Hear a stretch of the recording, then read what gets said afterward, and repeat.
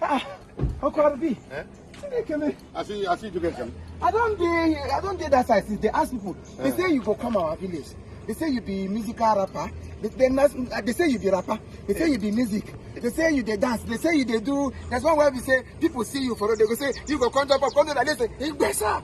I go say that thing. I went to eat for school. I'm a Igbesa. Chineke. Machi. This is the first time I'm seeing a fan saying he's a Igbesa. Oh yeah, mama Ugbe. Mama Ugba. Mama Ugbe. How's the Igbesa yourself family life?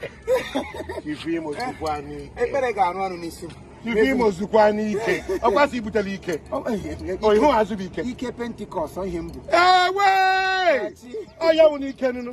One na biko wuni Igbesa. Ebe. Nye ko rice. Okona ahunaya. Na so we dey take do am. Happiness is free. If you refuse to give yourself happiness, you will die of high BP.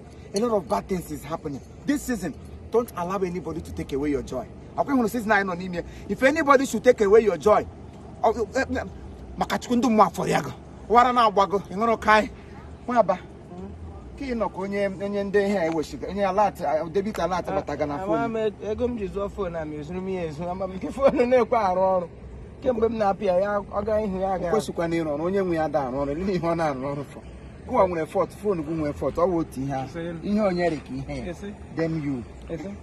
Asọmọsọ. Kemgbe ị chọwara okwu enwekwala onye mara gị isi n'ọnụ. Akantị ka m ga-ebi gị. Enwekwala onye mara gị isi n'ọnụ. Small boy. Small boy. Kemgbe ị tụwere ụka na-aga anya enwekwala onye dụrụ gị isi n'ọnụ. Ụlọ nwa ngele nga m na-akpa gas. Ị ga-eche ma ọkọịsị ka eche n'aka na ị ga-ama na ọwa eze. Ị ga-eche ma ọkpụrụ kọịsị atọ ị ga-ama na ọwa eze. Nwoke akatala ahụ na ọta ka m na-esi akpọ gị aga skuul mgbe. N'aha primary school. Nwangele. Nwangele local primary school. Izo local.